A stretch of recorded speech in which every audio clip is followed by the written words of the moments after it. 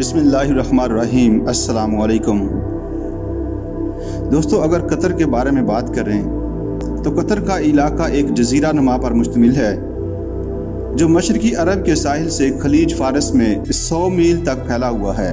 जजीरा नुमा का रकबा 11,581 मुरब्बा किलोमीटर है। अक्सर आबादी कतर के दरअल-हुकूमत दोहा में रहायश पजीर है। मुल्क की सतह सहराई और पथरीली है। आबो हवा गर्म, बारिश बहुत कम होती है। कतर पहले सल्तनत उस्मानिया का हिस्सा था। इस सदी की इब्तिदा में बरतानिया ने मशरक़ वस्ता में अपना तजारती असर बढ़ाया।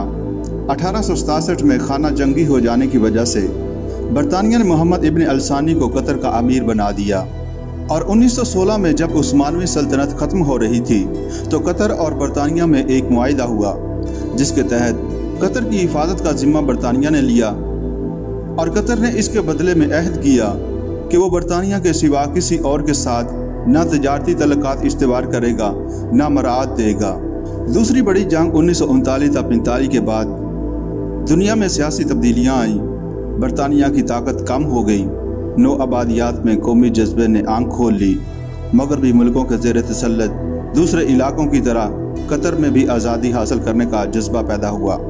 15 अगस्त 1971 में कतर और बरतानिया में एक मुआहिदा हुआ जिसकी रूह से 1916 का मुआहिदा मनसूख हो गया और बरतानिया ने कतर की आज़ादी तस्लीम कर ली। इस तरह कतर सितंबर 1971 में एक आज़ाद मुमलकत की हैसियत से दुनिया के नक्शे पर नमूदार हुआ। मुल्क में अल-थानी ख़ानदान की हुकूमत है। 1972 तक शेख अहमद बिन अल-थानी हुक्मरान था। इसी साल फरवरी 1972 शेख खलीफा बिन हिमाद अल-थानी बरसर इक़्तिदार आए और मुल्क की इंतज़ामिया और मईशत के लिए इस्लाहात की।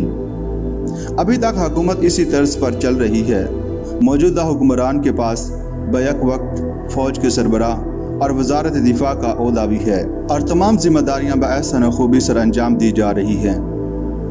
मुल्क अफरा तफरी और बदअमनी का शिकार नहीं बल्कि सियासी हालात अमन व आतिशी के साथ सर अंजाम दिए जा रहे हैं।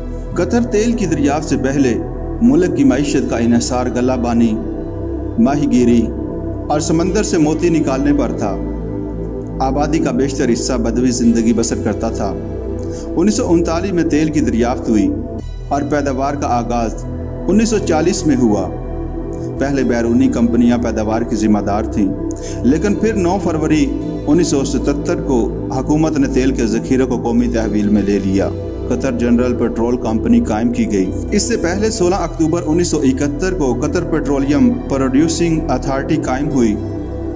तेल ज़्यादातर बरतानिया और दूसरे सनती मुल्कों को भेजा जाता है। ज़राअत पहले बहुत कम थी, अब समंदर का खारा पानी साफ करके आपाशी से तरकारियों और फलों की पैदावार हासिल की जा रही है। सनत में तेल साफ करने और तेल की अशिया तैयार करने, सीमेंट, खाद और फलों के कारखाने शामिल हैं। मुल्क का सदर मकाम दोहा सनत का मरकज़ है। समंदरी तिजारत उम्मुल सईद बंदरगाह के ज़रिए होती है। दरामदात में मशीनरी, करीउम्र अशिया, खुराक और केमिकल्स शामिल हैं। अहम बरामदात में पेट्रोलियम की मसनूआत, स्टील और खाद शामिल हैं। कतर खलीज फारस की अहम रियासतों में से है जिसके साथ पाकिस्तान के बरादराना तल्लुकात हैं। दोनों मुल्क मजहबी और सकाफती रिश्तों से मुंसलिक हैं। दोनों में बाहमी फ़नी, तिजारती और सकाफती मुआहदे होते हैं और मुख्तलिफ शोबों में बाहमी तावन करते हैं। दोनों मुल्कों के सरबराहों ने एक दूसरे के मुल्कों के दौरे किए। फ़नी अमूर में वफूद के दौरे होते हैं जिससे दोस्ती की फ़िज़ा पैदा होती है। कतर के अमीर ने मसला कश्मीर और अफ़गानिस्तान पर पाकिस्तान के मौक़िफ़ की हमायत की। दोस्ताना तल्लुकात को इस अमर से भी तक़वियत पहुँचती है कि बहुत से पाकिस्तानी कारकुन कतर के तरक्याती शोबों में काम कर रहे हैं जिससे पाकिस्तान को भारी ज़र मुबादला भी हासिल होता है।